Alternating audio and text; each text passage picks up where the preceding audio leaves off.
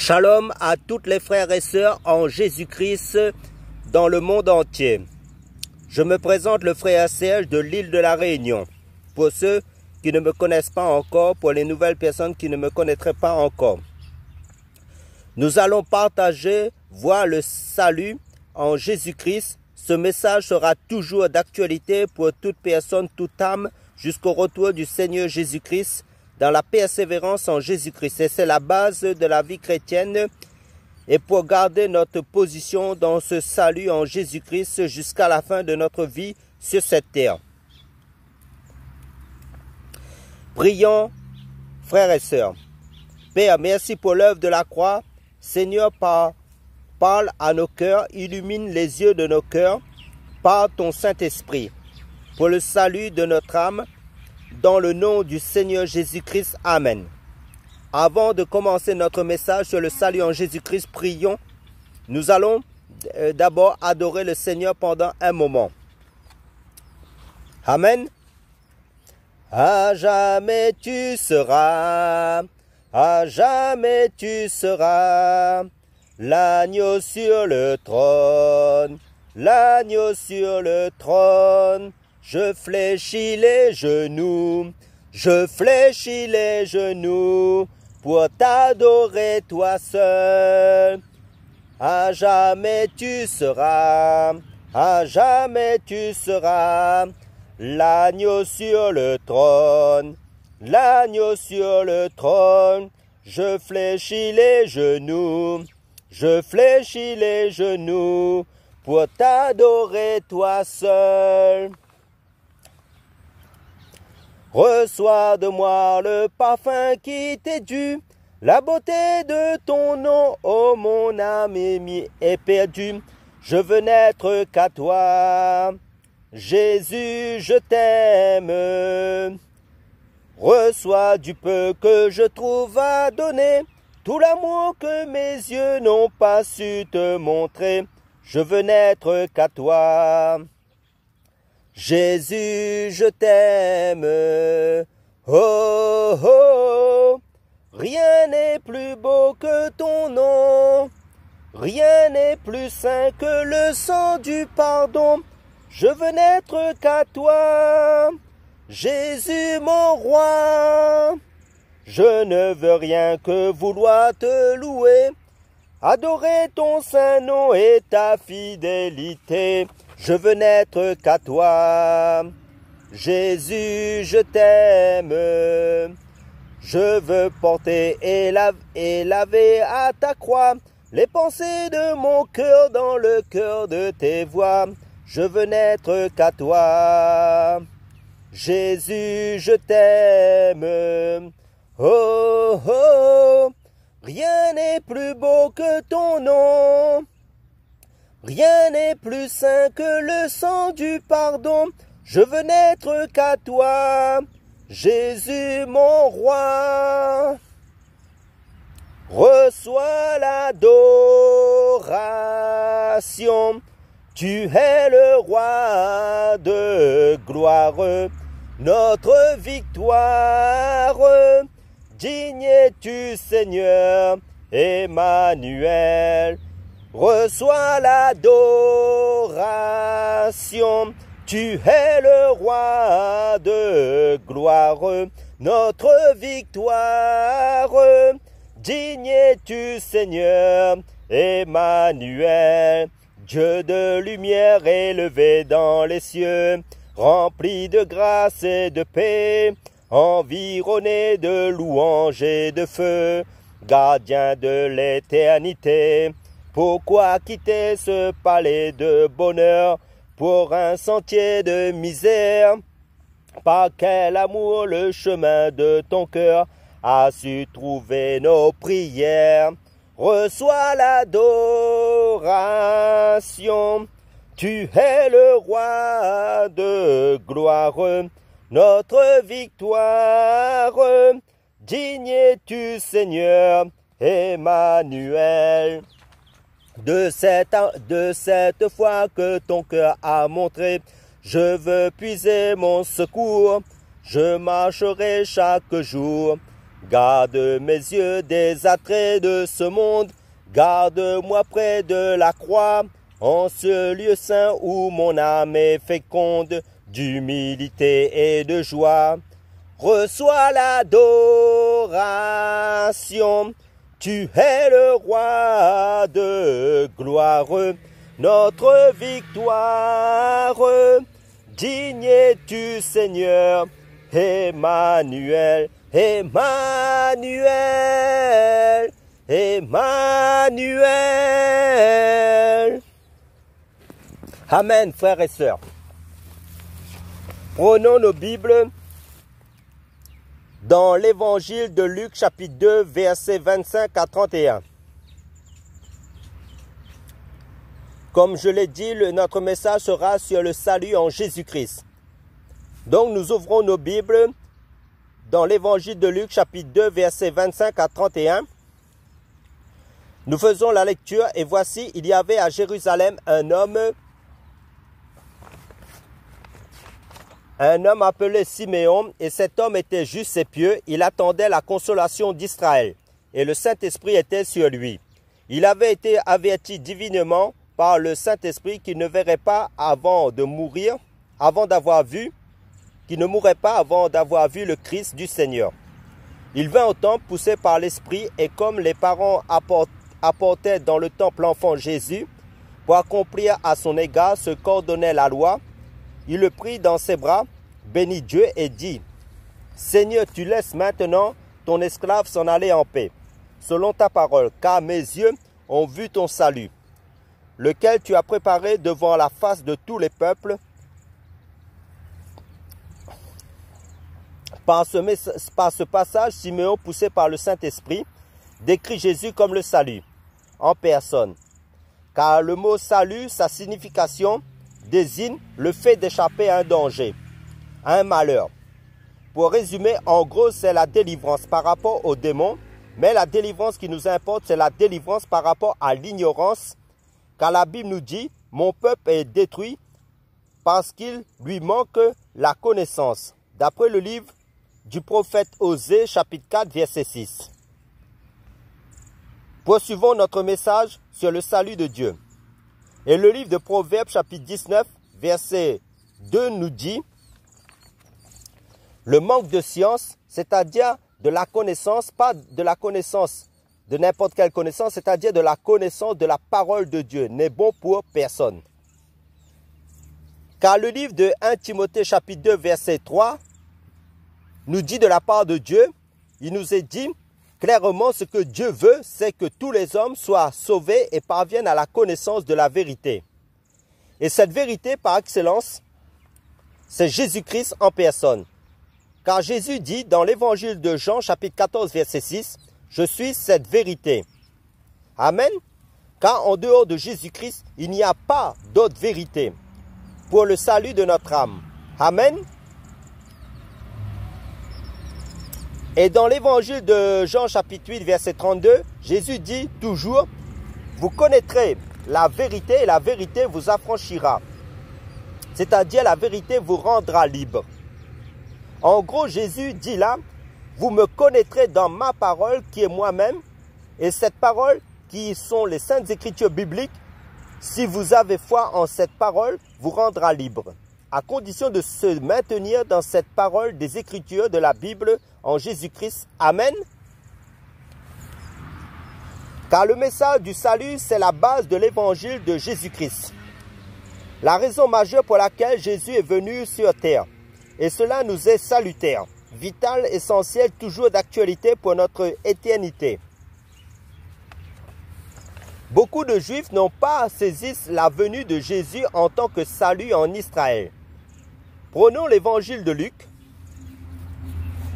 L'évangile de Luc, chapitre 13, versets 34 à 35. L'évangile de Luc, chapitre 13, verset 34,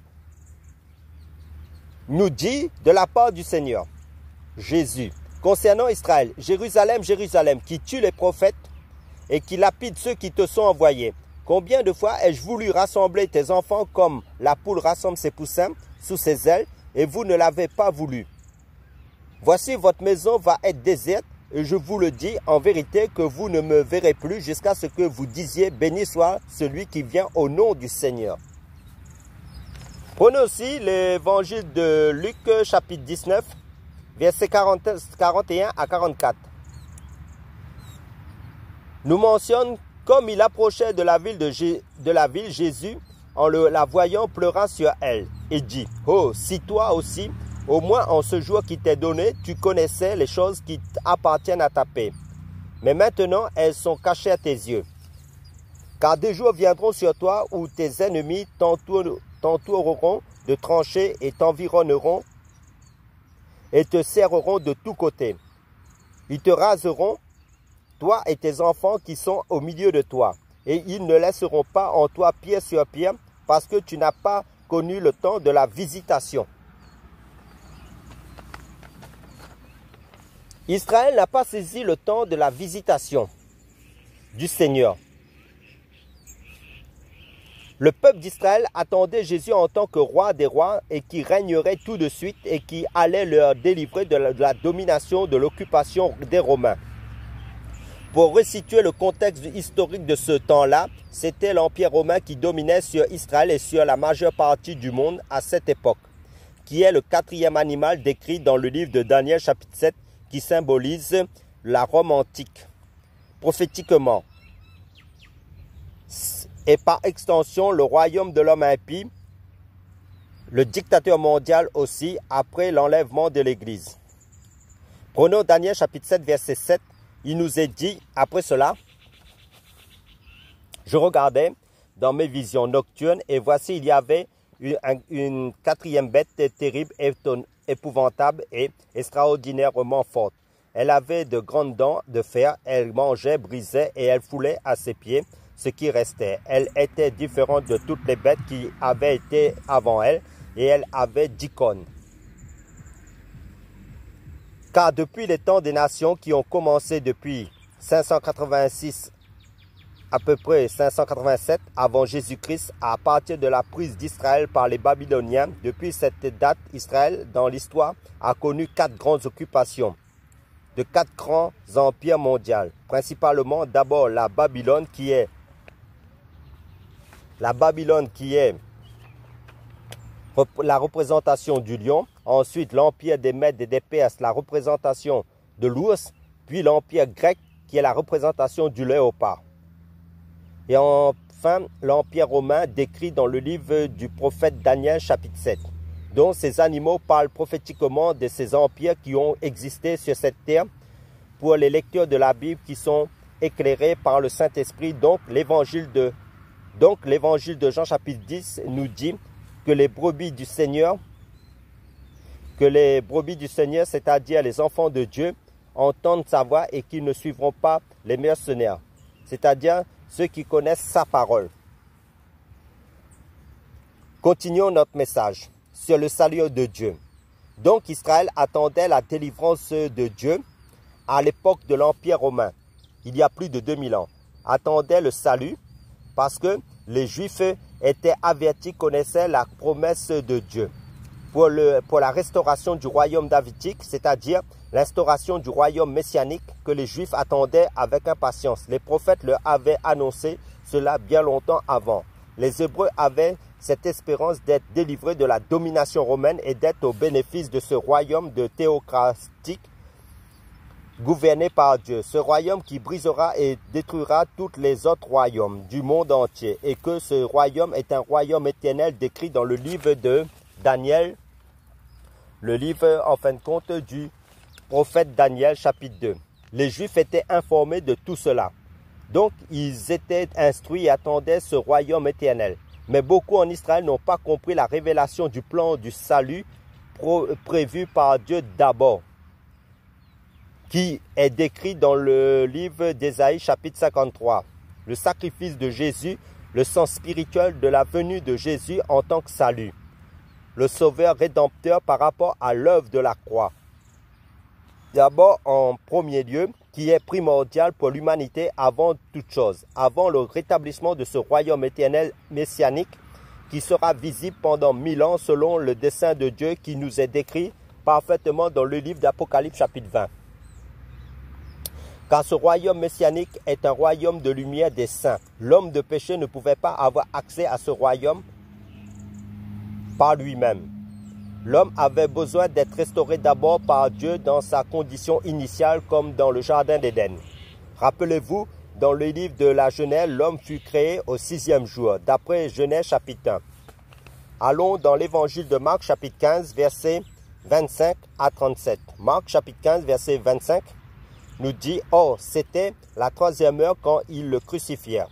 Et l'écriteau indiquant la cause de sa condamnation, portant ces mots, le roi des Juifs.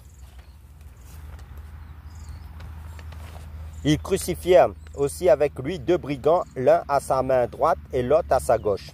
Et ainsi fut accomplie l'écriture qui dit « Et il a été mis au rang des impies. » Et les passants l'injurièrent et secouaient la tête en disant « Et toi, qui détruis le temple et qui le rebâtis en 3 jours, sauve-toi toi-même et descends de la croix. » Les principaux prêtres aussi, avec les scribes, se moquaient entre eux et disaient « Il a sauvé les autres et il ne peut se sauver lui-même. Que le Christ, le roi d'Israël, descende maintenant de la croix afin que nous le voyions et que nous croyions. » Ceux qui étaient crucifiés avec lui l'insultaient aussi. La 6e heure étant venue, il y eut des ténèbres sur toute la terre, jusqu'à la 9e heure. Et à la 9e heure, Jésus s'écria d'une voix forte, « Éloi, Éloi, lama sabachthani » c'est-à-dire « Mon Dieu, pourquoi m'as-tu abandonné » Quelques-uns de ceux qui étaient là, présents, l'ayant entendu dire, « Voici, il appelle Élie » et l'un d'eux courut remplir une éponge de vinaigre et l'ayant fixé au bout d'un roseau, il lui donna à boire, en disant, « Laissez, voyons si Élie viendra le descendre de la croix. » Mais Jésus, ayant poussé un grand cri, rendit l'esprit. Donc, dans l'évangile de Marc, il nous est dit que Jésus fut crucifié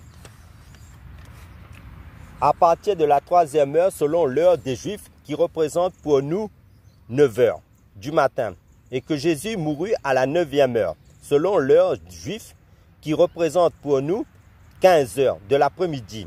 Cela veut dire que Jésus est resté sur la croix de 9 heures du matin à 15 heures de l'après-midi avant sa mort. En gros, Jésus est resté sur la croix 6 heures. Donc, durant 6 heures, Jésus était en train de restaurer l'homme par l'œuvre de la croix en se vidant de tout son sang pour l'homme soit lavé, purifié de ses péchés. Car le chiffre 6, c'est le chiffre de l'homme. Comme quand Dieu créa Adam et Ève au 6e jour sans péché, dans le livre de la Genèse. Et depuis sa chute dans le jardin d'Éden, l'homme a connu d'abord la mort spirituelle et ensuite la mort physique à cause du péché. Car dans le livre aux Romains chapitre 5 verset 12 nous dit clairement, c'est pourquoi comme par un seul homme, Adam, le péché est entré dans le monde et par le péché la mort s'est étendue sur tous les hommes parce que tous ont péché. Nous étions morts spirituellement en danger dans le malheur à cause du péché des premiers humains sur la terre. Nous étions destinés tous, sans exception, tous pour l'enfer, au lac de feu, où l'âme va brûler éternellement. Ce lac de feu était préparé pour le diable et ses démons décrits dans l'évangile de Matthieu chapitre 25. Mais, malheureusement, à cause du refus de ce salut qui est seulement en Jésus-Christ, qui était encore caché dans l'ancienne alliance, mais maintenant révélé de nos jours dans la nouvelle alliance, en Jésus-Christ, beaucoup de ceux qui refusent Jésus-Christ dans leur vie iront en enfer et toute personne aussi qui veut établir sa propre justice par ses propres œuvres, sans Jésus-Christ dans sa vie. Pour quelle raison? La raison est simple. Dieu dit que la justice de l'homme est comme un vêtement souillé à cause du péché d'après le livre d'Ésaïe, chapitre 64 plutôt, verset 5. Mais Dieu nous propose l'unique solution pour cela, son Fils Jésus-Christ, le seul saint qui a marché sur cette terre sans péché. Dieu nous propose l'unique solution pour cela, son Fils Jésus-Christ. Dieu nous dit dans Romains chapitre 5 verset 20, « Mais là où le péché a abondé, la grâce a surabondé. » Cette grâce par excellence, c'est Jésus-Christ. Prenons l'évangile de Matthieu chapitre 7 versets 13 à 14 qui nous dit « Entrez par la porte étroite car c'est la porte large et le chemin spacieux qui mène à la perdition. Et il y en a beaucoup qui entrent par là. Mais étroite est la porte et resserré le chemin qui mène à la vie. Et il y en a peu qui les trouvent. » La révélation de cette porte étroite et resserrée qui mène à la vie éternelle se trouve dans l'évangile de Jean chapitre 10 verset 7 où Jésus décrit qu'il est cette porte-là. De même que l'évangile de Jean chapitre 10 verset 10 nous décrit que Jésus est l'abondance de la vie. De même que c'est en Jésus-Christ uniquement que nous avons la repentance et le pardon des péchés parce que Dieu nous voit saints, seulement saints à travers le sang de Jésus-Christ d'après l'évangile de Luc chapitre 24. C'est pour cela le psaume chapitre 32 verset 1 à 2 prophétisé par David bien longtemps avant la venue de Jésus nous dit « Béni est celui à qui la transgression est pardonnée et dont le péché est couvert. Béni est l'homme à qui Yahweh n'impute point son iniquité et dans l'esprit duquel il n'y a point de fraude. » Cette prophétie de David nous décrit parfaitement l'œuvre de la croix, car le salaire du péché, c'est la mort, mais le don gratuit de Dieu, c'est la vie éternelle en Jésus-Christ, notre Seigneur, d'après le livre de Romains, chapitre 6. La parole de Dieu nous dit aussi, « Mais lorsque les temps ont été accomplis, Dieu a envoyé son Fils, né d'une femme, née sous la loi, afin qu'il rachète ceux qui étaient sous la loi, afin que nous recevions l'adoption. Et parce que vous êtes fils, Dieu a envoyé l'Esprit de son Fils dans vos cœurs, lequel crie Abba, c'est-à-dire Père. Maintenant, tu n'es plus esclave, mais fils. Or, si tu es fils, tu es aussi héritier de Dieu par Christ. » D'après Galates chapitre 4. Dans l'ancienne alliance, il était impensable que l'âme puisse être rachetée. C'est pourquoi le psaume chapitre 49 verset 8 nous dit « Le rachat de leur âme est cher et n'aura jamais lieu. » Et Job, dans ses souffrances, se disait aussi « Si l'homme une fois mort pouvait revivre, il aurait de l'espoir. » D'après Job chapitre 14 verset 14. Et maintenant, depuis le sacrifice de Jésus-Christ à la croix, tout a changé. Et cela grâce à notre Sauveur Jésus-Christ. Le salut de notre âme. Comme je l'ai dit et je le répète, tout a changé par Jésus-Christ. Car le salut englobe automatiquement la résurrection pour la vie éternelle uniquement en Jésus-Christ. Alléluia! Car Dieu a tant aimé le monde qu'il a donné son Fils unique afin que quiconque croit en lui ne périsse point mais qu'il ait la vie éternelle. Alléluia! Frères et sœurs, vous qui m'écoutez, la Bible nous parle de ce salut de Dieu. La seule solution de Dieu face au problème du péché, de la mort, pour racheter les hommes et les femmes de la perdition éternelle et surtout pour échapper à la colère à venir de Dieu. L'unique moyen que Dieu nous donne, c'est Jésus-Christ, le don de Dieu. Le plus grand don de Dieu, c'est Jésus-Christ en personne. Jésus-Christ crucifié pour nous, l'œuvre de la croix. Merci Seigneur Jésus-Christ. Alléluia! Car Dieu a tant aimé le monde qu'il a donné son Fils unique afin que quiconque croit en lui ne périsse point, mais qu'il ait la vie éternelle. D'après l'évangile de Jean chapitre 3. Car le message de l'évangile est centré autour de Jésus l'unique. Uniquement, car que sert-il à un homme de gagner tout le monde s'il perdait son âme? Que donnerait un homme en échange de son âme? D'après l'évangile de Marc chapitre 8. Car Christ, notre Pâque a été immolé, nous dit 1 Corinthiens chapitre 5.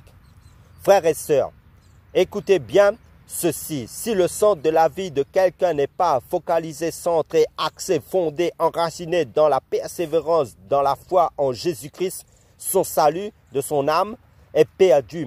Car la base de l'évangile pour toutes personnes qui ont cru en Jésus-Christ, à savoir que Jésus-Christ est mort pour nos péchés, qu'il a été enseveli et qu'il est ressuscité le 3e jour pour notre justification. Amen. D'après 1 Corinthiens chapitre 15. Les Écritures saintes nous précisent que Jésus a effacé l'acte dont les ordonnances nous condamnaient et qui subsistait contre nous. Et il l'a détruit en le clouant à la croix. Il a dépouillé les dominations, les autorités, les a livrées publiquement en spectacle en triomphant d'elles par la croix. nous dit le livre de Colossiens chapitre 2 versets 14 à 15. Car le Fils de Dieu a apparu pour détruire les œuvres du diable. D'après 1 Jean chapitre 3. Car la loi a été donnée par Moïse, la grâce et la vérité sont venues par Jésus-Christ, nous dit l'évangile de Jean chapitre 1. Car le salut vient des Juifs. Et Jésus est de la descendance des Juifs, selon la promesse faite à Abraham. Jésus, car le salut vient des Juifs, d'après l'évangile de Jean chapitre 4, selon la promesse de Dieu, et Jésus, selon la chair, est de la descendance de Judas, prophétisé par Jacob, de la tribu de Judas, prophétisé par Jacob, dans Genèse chapitre 49, où le Shiloh, qui est l'image de Jésus, sortira de la tribu de Judas. Et la parole de Dieu nous dit, comment échapperons-nous en négligeant un si grand salut qui, annoncé d'abord par le Seigneur, nous a été confirmé par ceux qui l'ont entendu. Donc, nous parle le livre d'Hébreux chapitre 2 verset 4. Car quiconque invoquera le nom du Seigneur sera sauvé, nous dit le Seigneur dans Romains chapitre 10 verset 13. Car il n'y a de salut en aucun autre, car il n'y a sous le ciel aucun autre nom qui ait été donné parmi les hommes par lequel nous devions être sauvés, dont parle Actes des Apôtres, chapitre 4, verset 12. Afin qu'au nom de Jésus, tout genou fléchisse dans le ciel, sur la terre et sous la terre, et que toute langue confesse que Jésus-Christ est Seigneur à la gloire de Dieu le Père, d'après le livre de Philippiens, chapitre 2, verset 10 à 11. Et l'apôtre Paul, dans le livre aux Philippiens, encourageait les chrétiens à travailler à leur salut avec crainte et tremblement, cité dans le livre de Philippiens chapitre 2 verset 12. C'est pour cette raison que l'apôtre Pierre disait aux églises de toujours rester éveillées sur le plan spirituel en demeurant ferme dans ce salut en Jésus-Christ, et ce message est plus que d'actualité jusqu'au retour de Jésus. Allons dans le livre de 2 Pierre chapitre 1, 2 Pierre chapitre 1 verset 12 à 13. Pour confirmer cela, il nous est dit, c'est pourquoi, là c'est l'apôtre Pierre qui parle par le Saint-Esprit, je ne négligerai pas de vous rappeler sans cesse ces choses, quoique vous ayez de la connaissance et que vous soyez fondés dans la vérité présente. Car je crois qu'il est juste que je vous réveille par des avertissements pendant que je suis dans cette tente, c'est-à-dire dans son corps physique. Si nous sommes fondés dans la vérité présente et que nous sommes réveillés spirituellement dans ce salut de Dieu, logiquement nous détenons ces paroles de vérité, c'est logique, pour être à l'exercice spirituel, pour travailler pour le royaume de Dieu, pour l'avancement du royaume de Dieu pour les âmes, d'après 1 Timothée chapitre 4 verset 8. Donc le salut consiste à l'exercice spirituel, à demeurer dans la foi, dans ce salut, à l'exercice spirituel aussi, la piété, tout ce qui concerne les choses de Dieu, vie de méditation de la parole de Dieu, de partage de la parole, témoigner de Jésus-Christ, évangéliser, exercer, pratiquer la parole de Dieu, vie de prière sans cesse, d'adoration en esprit, en vérité, continuellement, en continu de louange. Aussi, d'adorateur, c'est une vie de labeur, de travail, de consécration pour aller de progrès en progrès, de gloire en gloire, pour toujours aussi se ressourcer, se renouveler dans la grâce de Dieu avec le Seigneur dans son intimité. Parce que le Seigneur à son retour dira à propos de ses serviteurs qui auront été dans cet état d'esprit qu'ils seront bénis. Prenons Matthieu chapitre 24, versets 45 à 46. Matthieu chapitre 24, versets 45 à 46, qui nous dit: quel est donc l'esclave fidèle et prudent que son maître a établi sur tous ses serviteurs, pour leur donner la nourriture au temps opportun? Béni est cet esclave que son maître, en arrivant, trouvera à agir de cette manière. La parole est claire. Donc le salut en Jésus-Christ n'est pas une vie de tout repos dans ce monde. Jésus nous a appelés chacun pour sa part au service, au travail pour son royaume. Gagner des âmes pour son royaume en annonçant ce salut aux âmes. Diffuser la parole de Dieu, sa parole, sa nourriture spirituelle pour les âmes, qui est Jésus lui-même. Aux âmes, pour intercéder dans la prière, Il n'y a pas de chômage dans l'œuvre de Dieu. Il n'y a pas de chrétien qui a été appelé à temps partiel, mais nous sommes tous appelés à temps plein. Comme nous devons imiter le modèle par excellence qui est Jésus, Jésus disait dans Jean chapitre 4, verset 34, Jean chapitre 4, verset 34, « Ma nourriture, c'est de faire la volonté de Dieu. » Car Jésus nous a donné une identité en lui pour travailler dans son royaume en tant que sacrificateur, en tant que prêtre et roi, fils de Dieu, enfant de Dieu, d'après Apocalypse chapitre 1, en tant que témoin de Jésus-Christ par son Saint-Esprit. Maintenant, dans ce salut de Dieu en Jésus-Christ, la Bible nous dit il n'y a plus ni juif ni grec, il n'y a plus ni homme ni femme, car tous vous êtes un en Jésus-Christ, en esprit dans ce salut. D'après 1 Corinthiens chapitre 12, verset 13. Et le livre de Romains chapitre 8, verset 32 à 39 nous dit, lui, c'est-à-dire Dieu, qui n'a pas épargné son propre Fils, mais qui l'a livré pour nous tous, comment ne nous donnera-t-il pas aussi toutes choses avec lui? Qui portera une accusation contre les élus de Dieu? Dieu est celui qui justifie. Qui les condamnera? Christ est mort. Et bien plus, il est ressuscité, il est à la droite de Dieu et il intercède pour nous.